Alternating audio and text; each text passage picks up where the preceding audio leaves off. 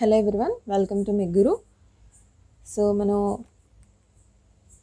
Heat transfer రీసెంట్గా జరిగిన third BTech second semester regular supply examination August 2021 heat transfer question paper solutions ఎలా solve చేయాలో చూద్దాం.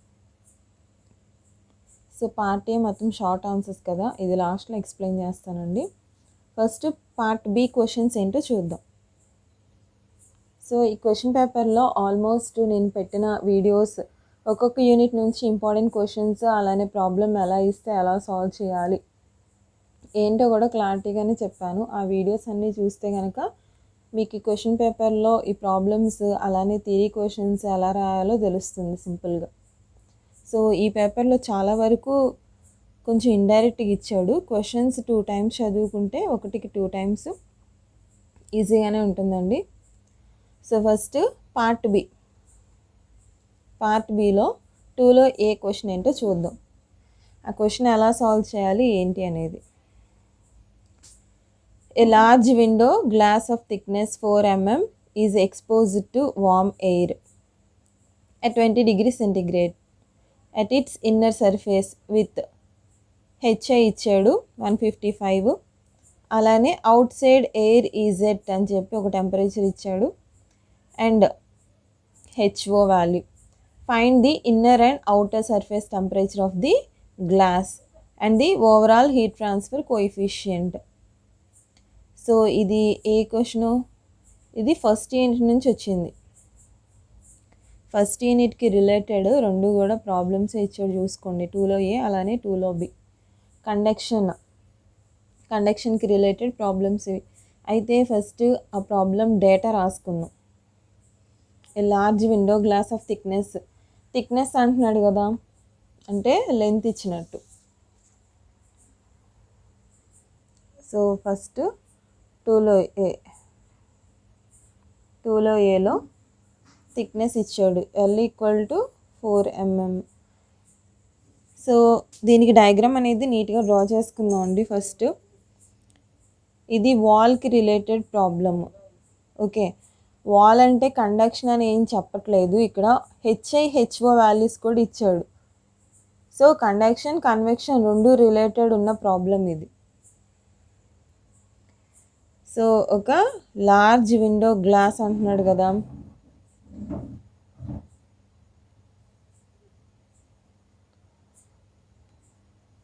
దీని థిక్నెస్ ఇచ్చాడు ఎంత? L = 4 mm. నెక్స్ట్ అలానే it is exposed to warm air అంటున్నాడు. సో వార్మ్ ఎయిర్ అంటే ఇక్కడ ఒక దగ్గర రాసుకున్నాం. వార్మ్ ఎయిర్ అంటే హాట్ ఫ్లూయిడ్ టెంపరేచర్ ఎక్కడో ఒక చోట, ఇది ఒక పాయింట్ అనుకుందాం. ఈ పాయింట్ దగ్గర hot fluid temperature THF. Next at its inner surface, ఇదంతా ఇన్నర్ సర్ఫేస్, ఇదంతా outer surface. So inner surface అంటే హాట్ ఫ్లూయిడ్ టెంపరేచర్ ఇచ్చాడు, అట్లానే ఈ ఇన్నర్ సర్ఫేస్ వాల్యూ ఇచ్చాడు HI వాల్యూ. అలానే ఇంకేమంటున్నాడు? అవుట్ సైడ్ ఎయిర్ ఈజ్ అంటే అవుట్ సైడ్ ఉన్న ఎయిర్ అంటే ఆ విండో గ్లాస్కి ఇన్సైడ్ ఉన్న ఎయిర్ అలానే అవుట్ సైడ్ ఉన్న ఎయిర్ టెంపరేచర్స్ అనేవి ఇచ్చాడు. ఎంత ఇచ్చాడండి? TCF అనుకుంటాం, cold fluid temperature 10 degrees centigrade. So ఇదేమో THF ఎంత ఇచ్చాడు? 20 degrees centigrade. సో ఇక్కడ నుంచి వాల్కి టెంపరేచర్, అలానే దీని నుంచి దీనికి హీట్ ట్రాన్స్ఫర్ అవుతుంది కదా. నెక్స్ట్ ఇది అలానే అవుట్ సైడ్ ఉన్న convective heat transfer coefficient value కూడా ఇచ్చాడు HO. HI ఏంటి HO ఏంటి అనేది రాసుకుందాం, ఇక్కడే రాసేసుకుందాం. HO ఏమో 45 Watt/m² degree centigrade. అలానే HI value 155 Watt/m² degree centigrade. So data అయితే ఇది ఇచ్చాడు. డేటా ఇది ఇచ్చి ఇన్నర్ సర్ఫేసెస్ అలానే అవుటర్ సర్ఫేస్ ఆఫ్ ది ఈ గ్లాస్ విండో గ్లాస్కి ఇన్నర్ టెంపరేచర్ అంటే ఇది ఇనీషియల్గా T1, అలానే అవుటర్ సర్ఫేస్ టెంపరేచర్ అంటే T2. ఈ రెండు టెంపరేచర్స్ ఫైండ్ అవుట్ చేయమంటున్నాడు. సో ఈ డేటా మొత్తం కూడా గివెన్ డేటా అని చెప్పి నీట్గా రాసుకోవాలి మీరు. ప్రాబ్లం కదా, గివెన్ డేటా అని చెప్పి మీరు ఈ హెచ్ఐ హెచ్ఓ అలానే టీహెచ్ఎఫ్ టీసీఎఫ్ ఆ వాల్యూస్ ఉన్నాయి కదా, ఆ క్వశ్చన్లో ఉన్న వాల్యూస్ అన్నీ నోట్ చేసుకుంటారు. నోట్ చేసుకున్న తర్వాత ఏం ఫైండ్ అవుట్ చేయమంటున్నాడు, T1 అలానే T2. నెక్స్ట్ ఇంకా ఏం ఫైండ్ అవుట్ చేయమంటున్నాడండి, overall heat transfer coefficient. Overall heat transfer coefficient ఓవరాల్గా ఎంత ఉంది అని. యాక్చువల్గా inner side convective heat transfer coefficient ఎంత ఇచ్చాడు, అవుట్ సైడ్ ఎంత ఇచ్చాడు కదా, ఓవరాల్గా ఎంత ఉంది అంటే క్యాపిటల్ U.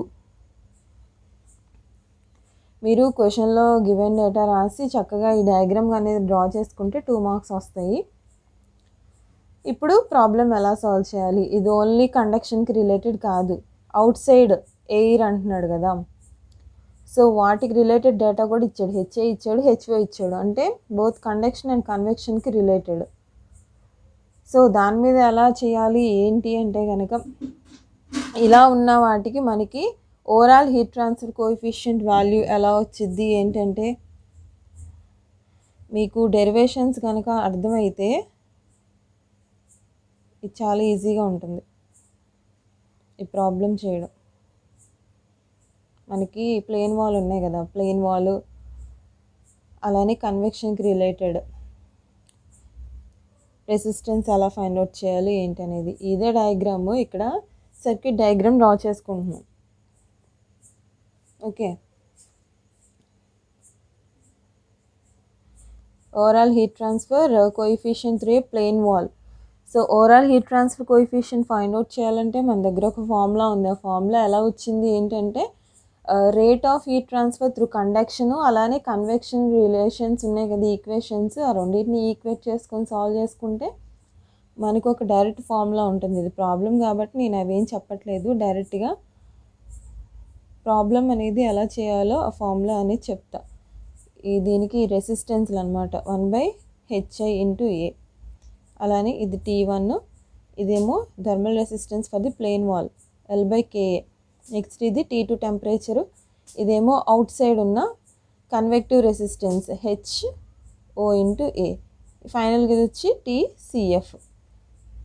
ఓకేనా, సో డయాగ్రామ్ అనేది నీట్గా డ్రా చేసుకున్నారు. First overall heat transfer coefficient అనేది ఫైండ్ అవుట్ చేసుకున్నాం.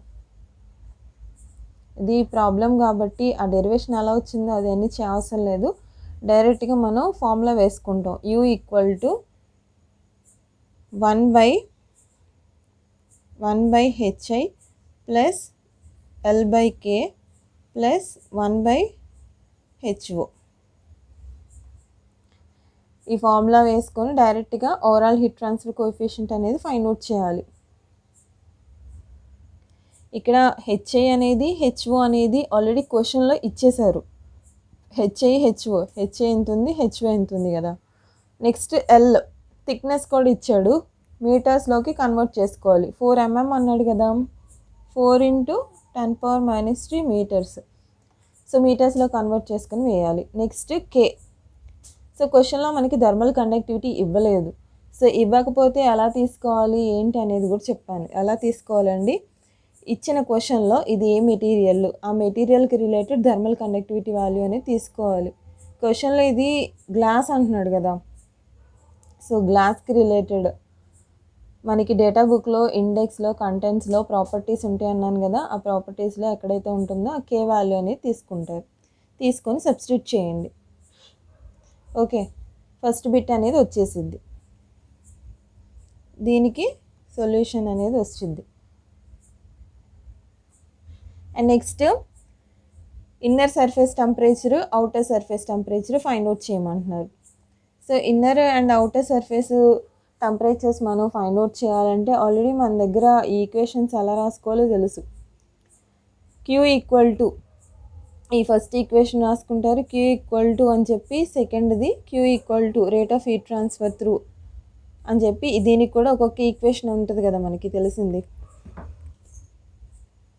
సో ఎలా రాసుకుంటారు, ఇదంతా అవుట్ సైడ్ ఉంది కదా, అంటే convection related equation Q = HA ∆T. Next ఇక్కడ plane wall, inside the plane wall rate of heat transfer అవుతుందంటే కండక్షన్ జరుగుతుంది. Q equal to delta T overall by thermal resistance formula వేయాలి.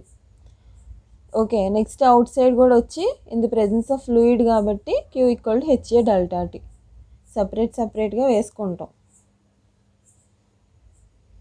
సో ఫస్ట్ సపరేట్ వేసుకోండి. Q equal to first ఇది inner side HA delta tea అంటే temperature difference between these two, THF minus T1.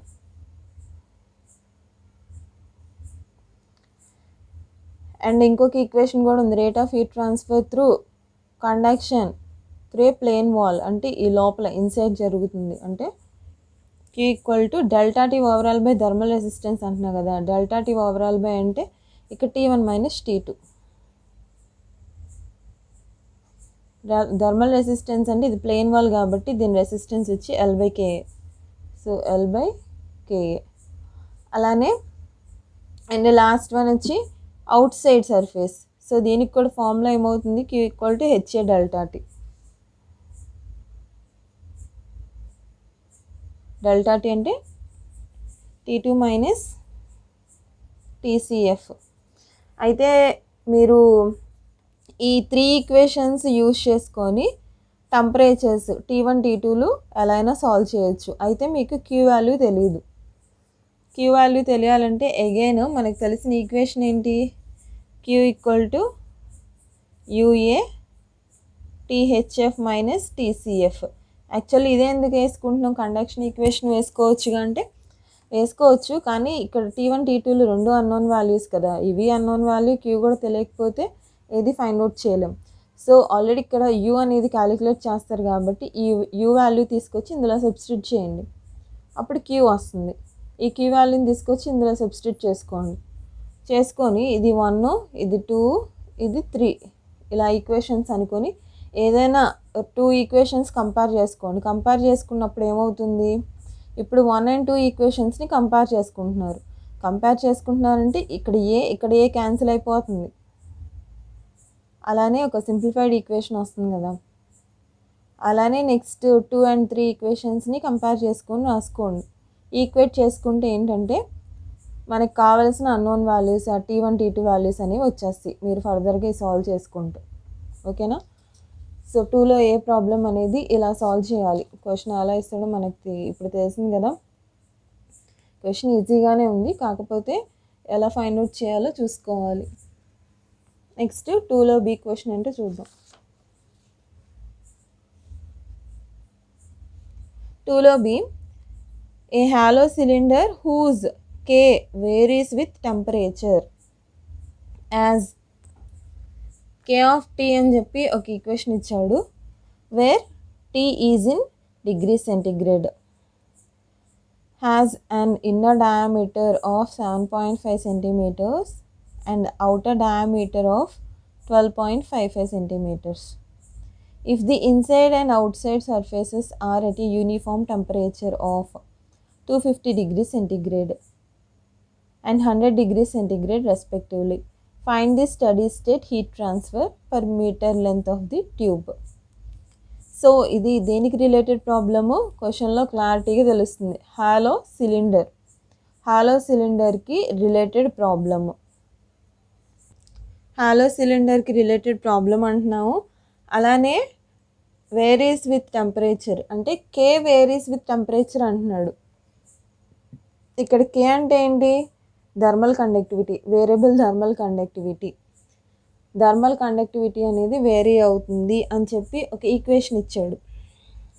K of T equal to 0.5 1 + 0.001 T. Okay, అది పక్కన ఉంచుకుందాం. Next data చూద్దాం. Has inner diameter అని చెప్పి inside diameter ఇచ్చాడు 7.5 centimetres. దీన్ని మీటర్స్లో కన్వర్ట్ చేసుకోండి. ఏదైనా సరే డేటాని ఫస్ట్ మీటర్స్లో కన్వర్ట్ చేసుకోండి. నెక్స్ట్ అవుట్ సైడ్ డయామీటర్ అని చెప్పి అవుటర్ డయామీటర్ ఇచ్చాడు OD 12.55 సెంటీమీటర్స్. దీన్ని కూడా మీటర్స్లో కన్వర్ట్ చేసుకుందాం. ఓకేనా, 0.1255 మీటర్స్ అవుతుంది కదా. Next if the inside and outside surface air are అని చెప్పి టెంపరేచర్స్ ఇచ్చాడండి, inside outside. So T I T O ఇచ్చాడు. టిఐ వచ్చి 250 degrees centigrade, next T O 100 degrees centigrade ఇచ్చాడు రెస్పెక్టివ్లీ అంటున్నాడు. ఏం ఫైండ్ అవుట్ చేయమంటున్నాడు ఇప్పుడు? Find the study state heat transfer. Study state heat transfer అంటే క్యూ పర్ మీటర్ లెంత్ అంటున్నాడు. పర్ మీటర్ లెంత్ అంటే per metre length Q/L. So Q/L అనేది find out చేయాలంట. అయితే ఇది హాలో సిలిండర్ అంటున్నాం కాబట్టి డేటా బుక్ ఓపెన్ చేసుకోండి. సో డేటా బుక్లో కంటెంట్స్లో చూసుకొని ఇది స్టడీ స్టేట్ కదా, 52 పేజ్ ఓపెన్ చేసుకొని ఇది చూసుకోవడం మనకు తెలుసు ఆల్రెడీ.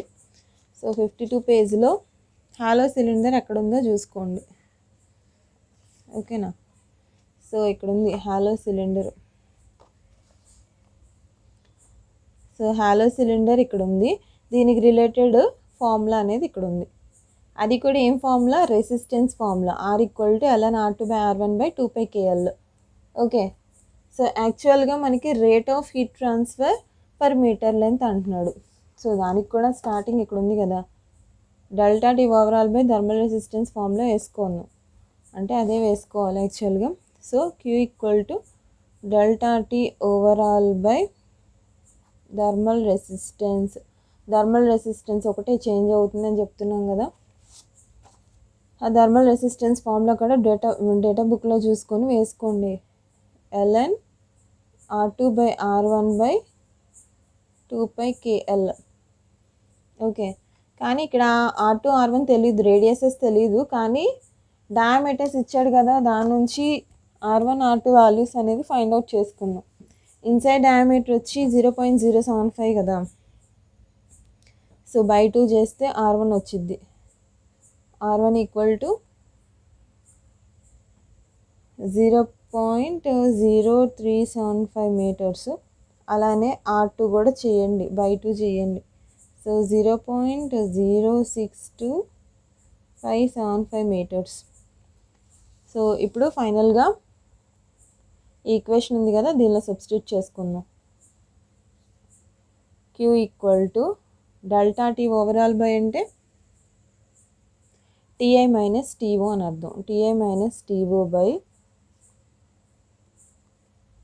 So ln R2/R1/2πkL. అయితే మనకి rate of heat transfer per metre length అంటున్నాడు కాబట్టి ఈ ఎల్ ఉంది కదా, ఈ ఎల్ అనేది న్యూమరేటర్లోకి వెళ్ళిపోయింది. నెక్స్ట్ Q/L, ఆ ఎల్ని RHS సైడ్ తీసుకొస్తే ఏమవుతుంది? Q/L TI minus TO by ln R2/R1/2πk. So దీనిలో అన్నోన్ వాల్యూస్ అన్నీ తెలుసు మనకి, టిఐ ఇచ్చాడు, టీఓ ఇచ్చాడు. R2/R1 R2/R1లు కూడా ఫైండ్ అవుట్ చేసాం మనం డయామీటర్స్ని యూజ్ చేసుకొని. నెక్స్ట్ 2π తెలుసు. కే వాల్యూ ఏమి ఇచ్చాడు క్వశ్చన్లో? డైరెక్ట్గా ఏమి ఇవ్వలేదు, థర్మల్ కండక్టివిటీ వాల్యూ K అని చెప్పి ఈ ఈక్వేషన్ ఇచ్చాడు. ఓకే, పక్కన చేస్తున్నాను ఇక్కడ చూడండి. సో అదేంటంటే అది ఎలా ఉంది, ఇది వేరియబుల్ థర్మల్ కండక్టివిటీ కాబట్టి దీనికి రిలేటెడ్ ఒక ఫార్ములా ఉందండి. Km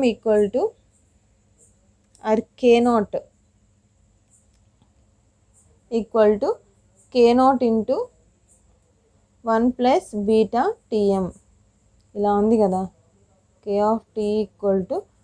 0.5 ఇలా ఉంది కదండి. సో అది ఈక్వేషన్లా ఉంది. అయితే ఇక్కడ టీ టైం కావాలి. టీ టైం అంటే టీటా వాల్యూ, అది ఎలా వచ్చింది ఏంటంటే T time TI plus TO by 2. So already మనకి టీఐ తెలుసు ఎంత, 250 ప్లస్ 100/2 ఎంత వచ్చిందండి?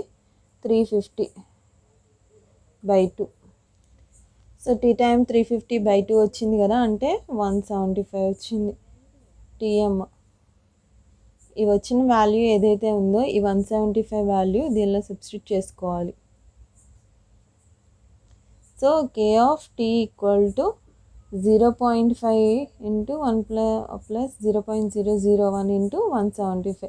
దీన్ని ఫర్దర్గా సింప్లిఫై చేసుకుంటే మనకి కే వాల్యూ వస్తుంది. ఇక్కడ ఇవి వచ్చిన కే వాల్యూని తీసుకొచ్చి దీనిలో సబ్స్టిట్యూట్ చేసుకుంటే మనకి ఓవరాల్గా క్యూబైల్ ఈక్వల్ టు ఆన్సర్ అనేది వస్తుంది, వాట్ పర్ మీటర్ స్క్వేర్. ఓకేనా. 2లో బి అనేది ఇట్లా చేయాలి. 3లో ఏ ఏంటో చూద్దాం క్వశ్చన్. సో నెక్స్ట్ 3లో బి చూడండి question. A household electric iron has aluminium అంటున్నాడు. ఎలక్ట్రిక్ ఐరన్ బాక్స్ అంట, అది అల్యూమినియం బేస్ ఉందంట, విచ్ వేస్ అని చెప్పి ఇంత ఇచ్చాడు 1.4 kg. సో ఇచ్చింది mass of the electric iron. Okay. Next total area of the iron అని చెప్పి టోటల్ ఏరియా ఇచ్చాడు. Okay. 0.05 metre square and is heated with a 500 watts heating. Q ఇచ్చాడు. Initially the iron is at ambient temperature of 20 degrees centigrade. How long will it take for the iron to reach 120 degrees centigrade once it is switched on? Take heat transfer coefficient as అని చెప్పి ఇచ్చాడు. So బీబిట్లో data అయితే క్లారిటీగానే ఇచ్చాడు, కానీ ఇది lumped capacitance method use చేయాలా లేకపోతే కనుక సెమీ ఇన్ఫైనైట్ సాలిడ్ తీసుకోవాలా చూడండి. సో ఇది సెమీ ఇన్ఫైనైట్ సాలిడ్ అయితే కాదు. ఇనీషియల్గా అదేంటి ambient టెంపరేచర్ వచ్చి ఇప్పుడు ఒక ఐరన్ బాక్స్ ఉందంట, ఐరన్ బాక్స్ ఇనీషియల్ టెంపరేచర్ 20 ఉంది. ఎప్పుడైతే మనం ఎలక్ట్రిక్ హీటింగ్ కాయిల్ ఇచ్చి హీట్ చేసామో అంటే స్విచ్ ఆన్ చేసామో అది హీట్ అవుతుంది కదా స్లోగా, అది 120 degrees సెంటిగ్రేడ్కి హీట్ అవుతుందంట. సో 20 నుంచి 120 degreesకి ఇంక్రీజ్ అవుతున్నప్పుడు ఎంత టైం పట్టింది క్యాలిక్యులేట్ చేయమంటున్నాడు. ఓకే. సో మనం ఫస్ట్ గివెన్ డేటా అనేది నోట్ చేసుకోవాలి. గివెన్ డేటా నోట్ చేసుకుందాం. 1.4 kg ఇచ్చాడు మాస్, 1.4 kg. నెక్స్ట్ ఏమి ఇచ్చాడండి, total area of the iron అని చెప్పి ఇచ్చాడు. Area equal to 0.05 metre square. Next heated with a 500 watts అంట. సో యూనిట్స్ని బట్టి కూడా మనం చెప్పొచ్చు అసలు ఏమి ఇచ్చాడు ఏంటి అని చెప్పి క్వశ్చన్లో. Initially the iron is at ambient temperature. ambient అంటే ఫ్లూయిడ్ టెంపరేచర్ అంటే T infinity 20 degrees centigrade. How long will it take for the iron to reach. So 120 degrees centigradeకి రావడానికి ఎంత టైం పట్టింది క్యాలిక్యులేట్ చేయమంటున్నాడు. అంటే ఇది T temperature, once it switched on అంటున్నాడు. అలానే హీట్ ట్రాన్స్ఫర్ కోఎఫిషియంట్ తీసుకోమంటున్నాడు. వాల్యూ ఇచ్చాడు 18 watt per meter square degree centigrade. So ఇచ్చింది ఇది. అయితే ఇది లంప్డ్ కెపాసిటెన్స్ మెథడ్ కాబట్టి ఫస్ట్ ఏం క్యాలిక్యులేట్ చేయాలి, బయాట్ నెంబర్ క్యాలిక్యులేట్ చేయాలి. ఆ బయాట్ నెంబర్ లెస్ దెన్ 0.1 వచ్చిందా గ్రేటర్ దాన్ 0.1 వచ్చిందా చెక్ చేసుకొని ఆ ఫార్ములా యూజ్ అవుతుందా లేదా మనకి. ఆ ఫార్ములా యూజ్ అవ్వకపోతే చార్ట్స్కి వెళ్ళిపోవాలి, హెస్లియర్ చార్ట్స్కి. ఓకేనా. ఫస్ట్ బయాట్ నెంబర్ క్యాలిక్యులేట్ చేద్దాం.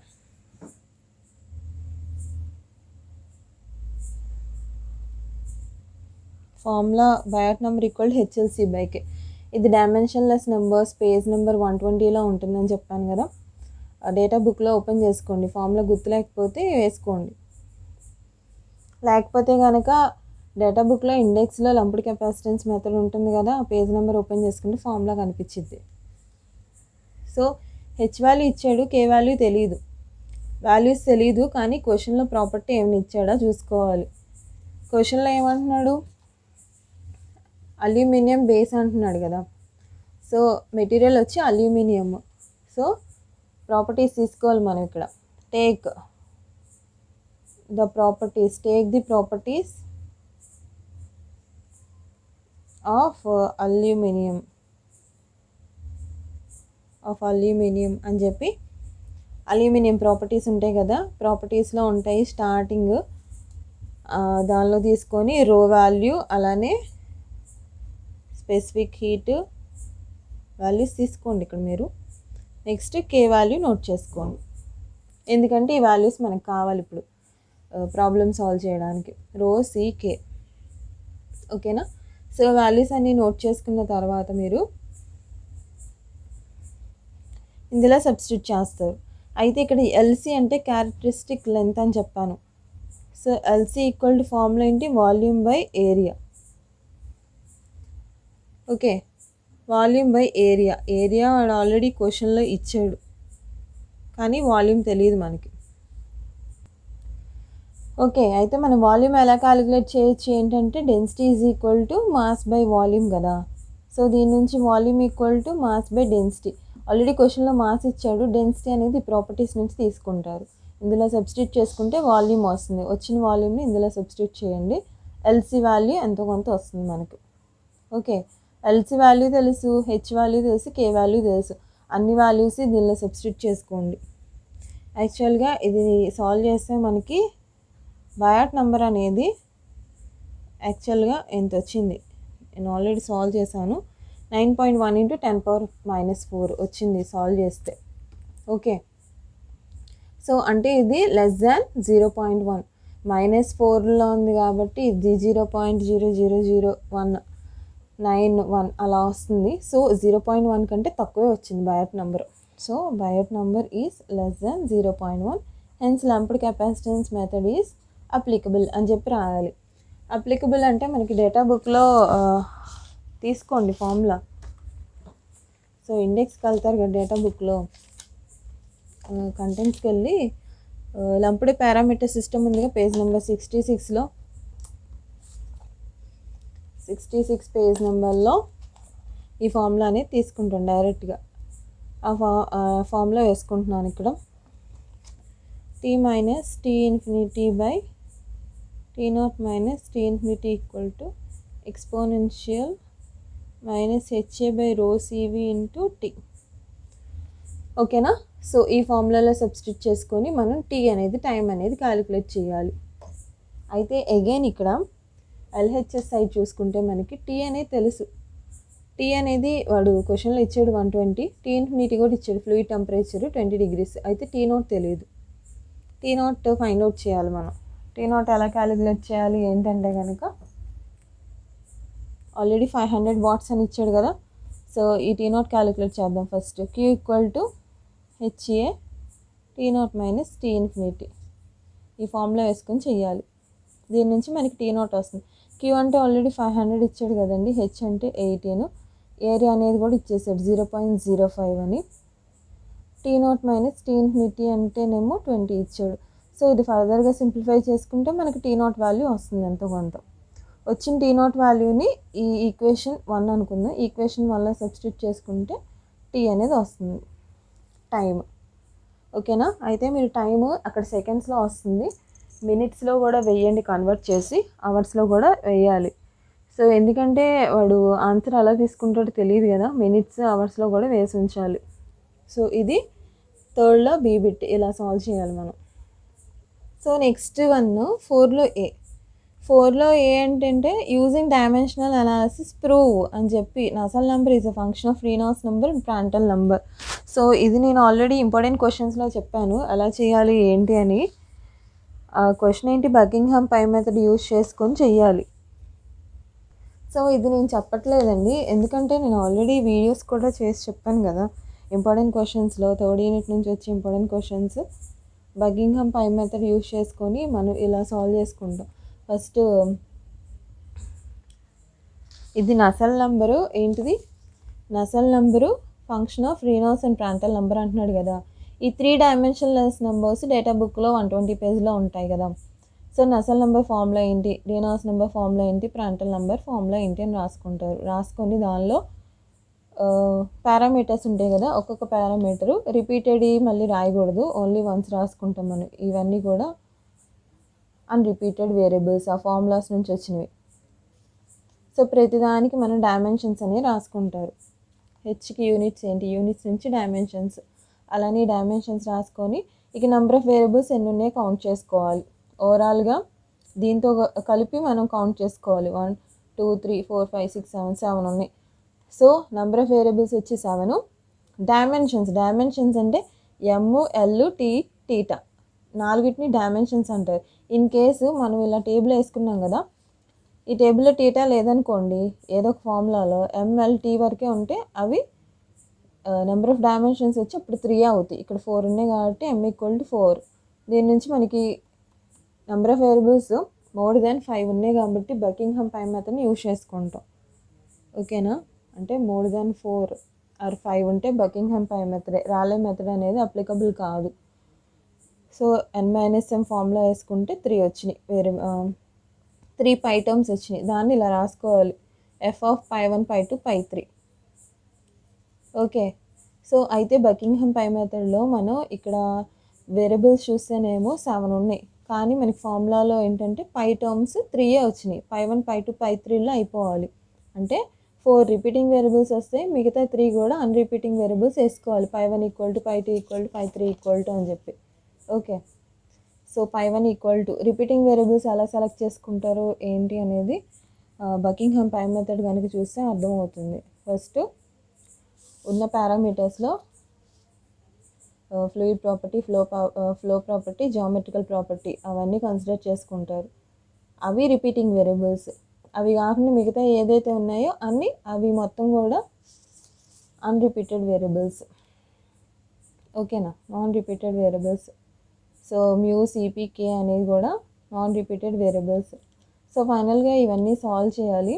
ఈ సాల్వ్ చేస్తే మనకి π1 = ఇలా వస్తుంది నాన్ డైమెన్షనల్ ఫామ్లోకి, π2 = π3 . సో ఫైనల్లీ మనకి ఏదైతే ప్రూవ్ చేయమన్నాడో అది వస్తుంది. ఓకేనా, సో ఇది ఇప్పుడనే కాదు, ప్రీవియస్గా చాలాసార్లు అడిగిన క్వశ్చన్, 3rd యూనిట్లో ఇంపార్టెంట్ క్వశ్చన్ అని కూడా చెప్పాను నేను. ఇది కనుక మీరు ప్రిపేర్ అయితే ఈజీగానే రాసి ఉంటారు నాకు తెలిసి. సో ఇది నెక్స్ట్ 4thలో బీబిట్ చూద్దాం. 4thలో బీబిట్ వచ్చి briefly explain how roughness effect pressure drop and heat transfer in internal flows. So ఇది ఏంటంటే థియరీ క్వశ్చన్ అనమాట. సో ఇది థియరీ క్వశ్చను. ఆ థియరీ క్వశ్చను కొన్ని పాయింట్స్లో రాయాలి. ఏంటిది, effect of surface roughness on pressure drop and heat transfer ఎట్లా ఉంది ఇంటర్నల్ ఫ్లోస్లో. సో మనం ఇంటర్నల్ ఫ్లోస్ అంటే ఏంటి ఇక్కడ అర్థం, tube, inside the tube fluid flow అవుతున్నప్పుడు ఎలా ఉంది, ప్రెషర్ డ్రాప్ ఎలా ఉంది, రేట్ ఆఫ్ హీట్ ట్రాన్స్ఫర్ ఎట్లా ఉంది అని చెప్పి రాయాలి. ఎలా ఉంటుంది ఏంటి, సో ఆ ట్యూబ్ సర్ఫేస్ రఫ్నెస్ వల్ల మనకి ప్రెషర్ డ్రాప్ అనేది ఎఫెక్ట్ అవుతుంది. అలానే హీట్ ట్రాన్స్ఫర్ కూడా ఎఫెక్ట్ అవుతుంది. అది కొన్ని వేస్లో ఎఫెక్ట్ అయ్యిద్ది. ఆ వేస్ ఏంటి అవన్నీ కూడా ఎక్స్ప్లెయిన్ చేయాలి. ఇది థియరీ క్వశ్చన్. ఓకేనా, ఇది డైరెక్ట్ క్వశ్చనే మనకు వచ్చింది. ఇవి 3rd యూనిట్లో ఉన్నాయి కదా, A bit B bit direct questions ఇవి. సో నెక్స్ట్ వన్ చూడండి, 5th యూనిట్ చూద్దాము. 5th యూనిట్కి రిలేటెడ్ క్వశ్చన్స్ అలా ఇచ్చాడు చూద్దాం. 6లో ఏబి. సో ఏ బిట్ వచ్చి differentiate between nuclear boiling, film boiling. So differences అడిగాడు థియరీ క్వశ్చన్. ఆల్రెడీ ఆల్మోస్ట్ అందరు రాశారని అనుకుంటున్నాను. నెక్స్ట్ బీ బిట్ వచ్చి ప్రాబ్లం ఇచ్చాడు. సో బీబిట్ ప్రాబ్లం ఇచ్చాడు కదా, ఆ ప్రాబ్లం ఏంటి, డబుల్ పైప్ హీట్ ఎక్స్చేంజర్కి రిలేటెడ్ ప్రాబ్లం ఇచ్చాడు. డబుల్ పైప్ హీట్ ఎక్స్చేంజర్ అంట is use to heat water with a mass flow rate ఇచ్చాడు, ఎమ్ ఇచ్చాడు. సో డేటా పక్కన రాసుకుందాం. So 6లో B mass flow rate ఇచ్చాడు. ఎంత ఇచ్చాడండి, 12 kg/s.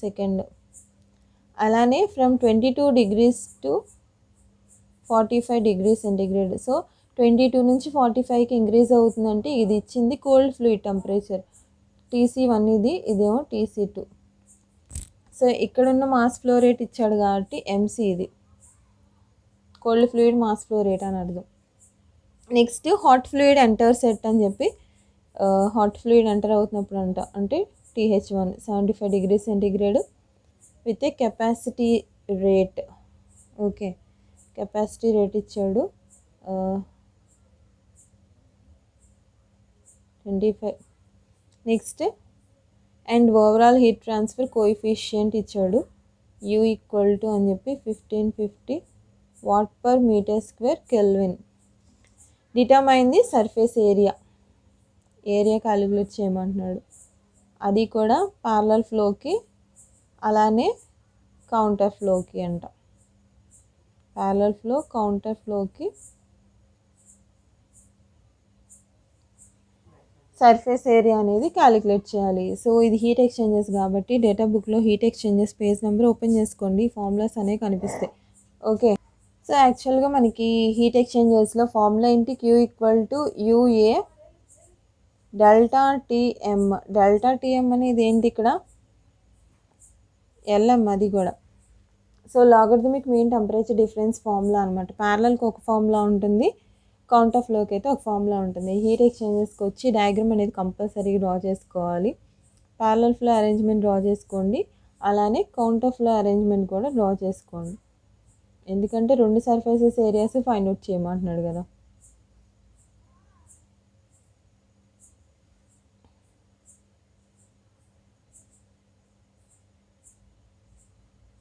ఇదేమో ప్యారలల్. ప్యారలల్ అంటే 2 ఒకే డైరెక్షన్స్లో ఫ్లో అవుతాయి. సో ఈ TH1 TH2, ఇది TC1 TC2. నెక్స్ట్ ఇది కౌంటర్ ఫ్లో అంటే ఆపోజిట్ డైరెక్షన్స్లో ఫ్లో అవుతాయి. ఇది TH1 TH2, ఇదేమో TC1 TC2. ఓకే, రాసుకోవాలి ఇక్కడ నీట్గా డయాగ్రామ్స్ డ్రా చేసి, ఇక్కడ ప్యారలల్ ఫ్లో అరేంజ్మెంట్, అలానే ఇది కౌంటర్ ఫ్లో అరేంజ్మెంట్ అని చెప్పి నీట్ డ్రా చేయాలి. ఇది డ్రా చేసి డేటా రాసినందుకు 2 మార్క్స్ వేస్తారు మీకు. ఓకే, సో ఫస్ట్ డెల్టా టీఎంలు క్యాలిక్యులేట్ చేసుకోవాలి. లాగరిథమిక్ అంటే LMTD ఫార్ములాస్ ఉన్నాయి కదా, logarithmic mean temperature differences for parallel ఫ్లోకి, కౌంటర్ ఫ్లోకి. డేటా బుక్లో చూసుకుంటే heat exchanges page number open చేసుకోండి, ఇక్కడ మీకు కనిపిస్తాయి ప్యారలల్కి కౌంటర్కి ఫార్ములాస్, అవి వేసుకొని చేయండి. యాక్చువల్గా రెండింటికి ఫార్ములాస్ θ1 - θ2/ln θ1/θ2. ఇక్కడ θ1 θ2 వాల్యూస్ మాత్రం చేంజ్ అవుతాయి, చూసుకోండి. ఇక్కడ ఈ డిస్టెన్స్ ఏదైతే ఉందో ఇది θ1, ఇటేమో θ2. అలానే ఇది θ1, ఇది θ2. డిఫరెన్స్ మీకు అర్థమవుతుంది కదా, చేయండి. చేసిన తర్వాత LMTD అనేది వస్తుంది.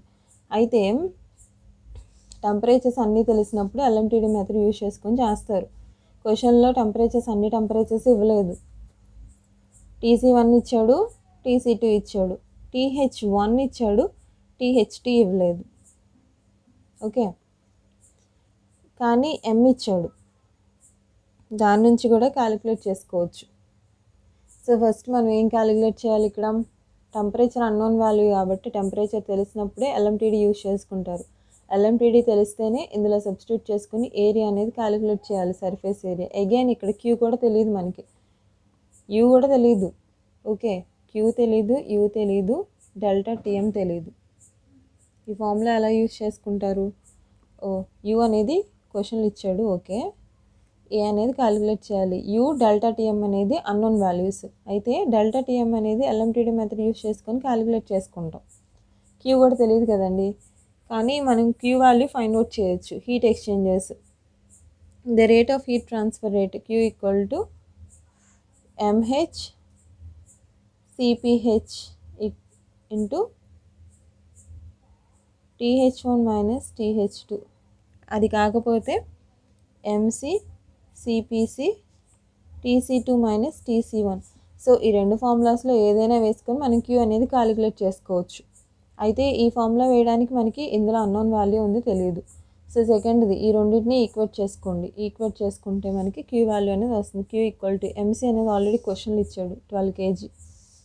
So 12 into CPC specific heat of water 4.18 కదా, ఇంటూ TC2 అనేది 45 - 22. ఇది మొత్తం సింప్లిఫై చేసుకుంటే మనకి Q వాల్యూ వస్తుంది. ఓకేనా? సో Q వాల్యూ వచ్చిన తర్వాత ఈ రెండింటిని ఈక్వేట్ చేసుకోండి. ఈ రెండింటిని ఈక్వేట్ చేసుకుంటే అగైన్ MH CPH తెలియదు కదా అంటారు, కానీ క్వశ్చన్లో హీట్ కెపాసిటీ ఇచ్చాడు. So MH into CPH or MC into CPCని మనం హీట్ కెపాసిటీ క్యాపిటల్ Cతో రిప్రజెంట్ చేసుకుంటారు. ఓకేనా? ఇచ్చింది heat capacity for the hot fluid ఇచ్చాడు.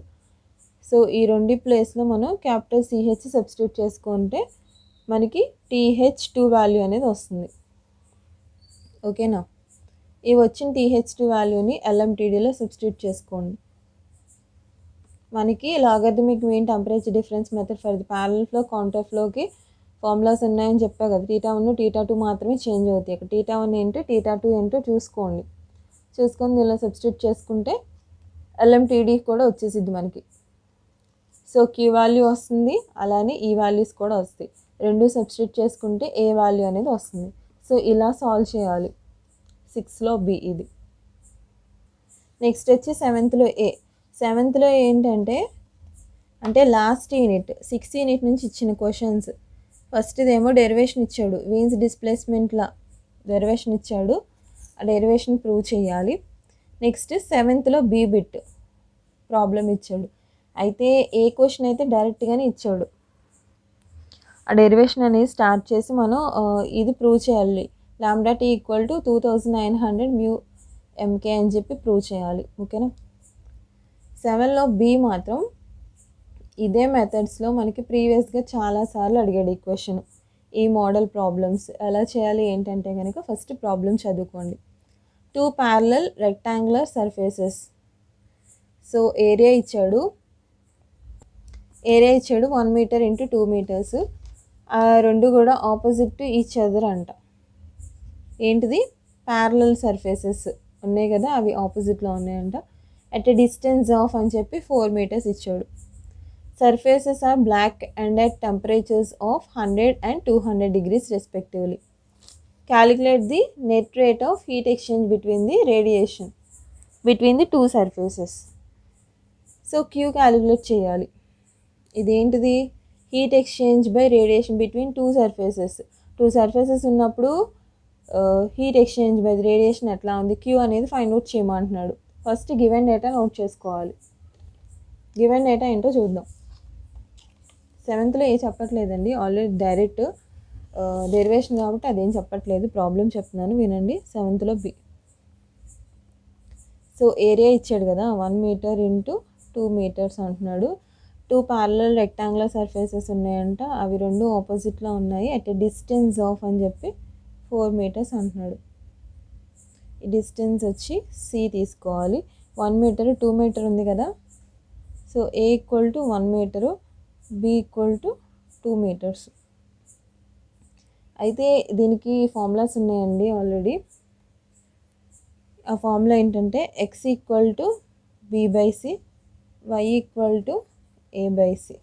x value y value calculate చేసుకోవాలి. b అంటే 2/4, a అంటే 1/4. ఇక్కడ వస్తాయి కదా వాల్యూస్. 2/4 అంటే 1/2 అంటే 0.5, ఇదేమో 0.25. x y వాల్యూస్ వచ్చినాయి. అయితే మనం దీనికి ఫార్ములా ఎలా ఉంటుంది ఏంటంటే కనుక ఇక పక్కన రాస్తున్నాను. అసలు ఏం క్యాలిక్యులేట్ చేయాలంటే రేట్ ఆఫ్ హీట్ రేడియేషన్ అంటే rate of heat transfer between the two surfaces అంటే Q క్యాలిక్యులేట్ చేయాలి. దీనికి ఫార్ములా వచ్చి EB1 - EB2/R. అగైన్ ఆర్కి సపరేట్ ఫార్ములా ఉంది. EB1 - EB2 అంటే sigma into T1⁴ - T2⁴. Okay. So next R అంటేనేమో shape factor, ఇది resistance కదా, F122. ఇవి క్యాలిక్యులేట్ చేసుకోవాలి. క్యాలిక్యులేట్ చేసుకుని ఈ ఫార్ములాలో సబ్స్టిట్యూట్ చేసుకుంటేనే మనం హీట్ ఎక్స్చేంజ్ బై రేడియేషన్ అనేది క్యాలిక్యులేట్ చేస్తారు. ఇంకా డేటా ఏమి ఇచ్చాడు క్వశ్చన్లో, సర్ఫేసెస్ ఆర్ అంటే చెప్పి టెంపరేచర్స్ ఇచ్చాడు. ఒకటేమో 100 degrees సెంటీగ్రేడ్, ఇంకొకటేమో 200 degrees సెంటీగ్రేడ్. ఓకే. సో ఇది T1, ఇది T2. ఓకేనా.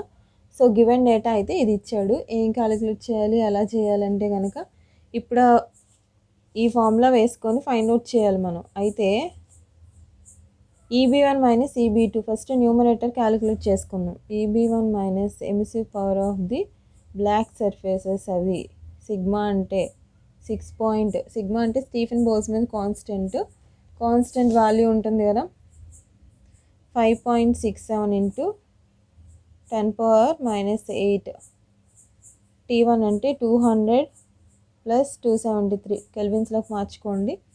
అలానే 100 ప్లస్ 273 పవర్ 4 చేస్తే ఇక్కడ EB1 మైనస్ EB2 అనేది వస్తుంది, మనకి వాల్యూ ఎంతో కొంత వస్తుంది. నెక్స్ట్ డినామినేటర్ క్యాలిక్యులేట్ చేయాలి. డినామినేటర్ ఫార్ములా ఏం చెప్తున్నాము, 1/A1F12. F అంటే ఇక్కడ షేప్ ఫ్యాక్టర్ అండి. అది ఎలా క్యాలిక్యులేట్ చేయాలి ఏంటంటే కనుక డేటా బుక్ యూజ్ చేయాల్సిందే కంపల్సరీగా. దీనికి డేటా బుక్ యూజ్ చేసుకొని అవి గ్రాఫ్లు ఉంటాయి, ఆ గ్రాఫ్ల నుంచి తీసుకోవాలి F122 అనేది. అది కూడా ఎలా తీసుకుంటారంటే for x equal to 0.5, y equal to 0.25, అక్కడ F122 ఎంత వచ్చిందో చూసుకోవాలి. డేటా బుక్లో మనకి page number radiation page open చేసుకోండి. కంటెంట్స్లో ఉంటుంది కదా, రేడియేషన్ ఇండెక్స్లో ఎంత 90 పేజ్ ఓపెన్ చేసుకొని అయితే మనకి ఇక్కడ క్వశ్చన్లో ఈక్వల్ అండ్ ప్యారలల్ స్క్వేర్స్, అలానే ఇక్కడ జామెట్రీ ఉంటుంది చూడండి, ఈ జామెట్రీ. సో దానిలో చూసుకోవాలి ప్యారలల్ ఆపోజిట్ ఇచ్చినప్పుడు ఏంటి అని చెప్పి. సో దాన్ని బట్టి ఇక్కడ జామెట్రీని చూసుకొని రిఫర్ పేజ్ నెంబర్ అని ఉంది కదా, అది చూసుకుంటారు. పేజ్ నెంబర్ 99 నుంచి 102 వరకు రిఫర్ చేసుకోండి, మనకు కావాల్సింది ఎక్కడుందో.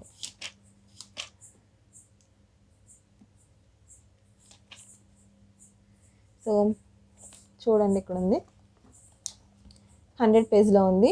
Shape factor for equal parallel rectangles in opposite location అని. ఓకే, సో అయితే మనకి ఆన్ ఎక్స్ యాక్సిస్ ఏమో L/D అని ఉంది, ఇవన్నీ కూడా B/Dలు. ఇదేమో shape factor on Y axis. ఇక్కడ మనకి ఎక్స్ వాల్యూ ఎంత వచ్చింది, ఎక్స్ వాల్యూ మనకి 0.5 వచ్చింది అనుకోండి. ఆ 0.5 ఎక్కడ ఉంది, ఇక్కడ అక్కడ ఉంటుంది. 0.4కి 6కి మధ్యలో ఉంటుంది ఇక్కడ 0.5. అలానే ఈ కర్వ్స్లో 0.25 ఎక్కడ ఉందో చూసుకోండి. రెండు ఎక్కడ కోయిన్సైడ్ అయితే చూసుకొని. సో ఫర్ ఎగ్జాంపుల్ ఇక్కడ 0.5 ఉంది, ఇక్కడేమో ఇది 0.2 కర్వ్, 0.25 అనుకుందాం, లేకపోతే 0.3 తీసుకోండి డైరెక్ట్గా. 0.3 తీసుకున్నప్పుడు ఇక్కడెక్కడో కోయిన్సైడ్ అయింది ఇక్కడ పాయింట్. ఈ పాయింట్కి హారిజంటల్గా డ్రా చేసుకుంటే ఇక్కడ వస్తుంది మనకి F122 అంటే 0కి 0.1కి మధ్యలో, అంటే 0.03. ఇక్కడ తెలియట్లేదంటే పక్కన టేబుల్ ఉంది కదా, ఈ టేబుల్లో చూసుకోండి తెలుస్తుంది. ఎక్స్ అంటే ఏంటి, వై అంటే ఏంటి అని తెలుస్తుంది, చూసుకోండి. ఓకేనా, ఎక్స్ అంటే L/D, వై అంటే B/D. చూసుకొని ఇక్కడ 0.5 అలాగే 0.25 ఎక్కడ ఉందో కోయిన్సైడ్ ఉందో చూసుకొని తీసుకుంటే మనకి వాల్యూస్ అనేవి వస్తాయి. ఓకేనా, సో F122 వాల్యూస్ అనేవి అలా తీసుకోవాలి. సో ఇదేమో వై, ఏమో ఎక్స్లు. ఓకే, వై మనకి ఎంత వచ్చింది, 0.25 వచ్చింది. కానీ లేదు ఇక్కడ 0.2 ఉంది, 0.4 ఉంది, యావరేజ్ చేసి తీసుకోవడమే ఇంకా. సో 0.5 ఇక్కడ ఉన్నాయి వాల్యూస్, యావరేజ్ చేసి తీసుకోండి రెండింటి మధ్య ఉన్న వాల్యూస్. మనకు అప్పుడు F122 వస్తుంది, ఎంతో కొంత వాల్యూ. ఓకే, సో అలానే A1 అంటే ఏరియా. ఇక్కడ ఏరియా ఎలా క్యాలిక్యులేట్ చేస్తారు, ఆల్రెడీ అక్కడ C అనేది ఉంది, అంటే డిస్టెన్స్ ఆఫ్ అని చెప్పి 4 ఉంది కదా, 4 ఇంటూ B ఇచ్చాడు కదా మనకి. ఏరియా డైమెన్షన్స్ ఇచ్చాడు 1 మీటర్ ఇంటూ 2 మీటర్, 2 తీసుకుంటాం.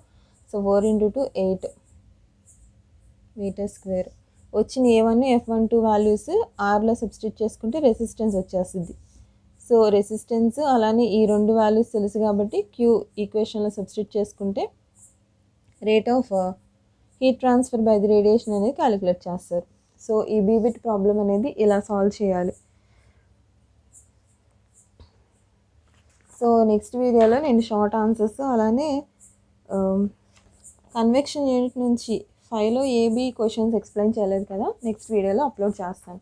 సో దీన్ని బట్టి మ్యాక్సిమం మీరు ఎగ్జామ్లో ఎలా రాశారు, ఏ క్వశ్చన్కి ఎలా రాశారు ఏంటి అని చెప్పి మీకు ఒక ఐడియా వస్తుంది కదా. ఐ హోప్ మీరందరూ బాగానే రాశారు అనుకుంటున్నాను ఎగ్జాము. ఓకే, ఈ వీడియో కనుక మీకు యూస్ఫుల్ అయితే లైక్ చేయండి, షేర్ చేయండి అండ్ సబ్స్క్రైబ్ చేసుకోండి. Thanks for watching.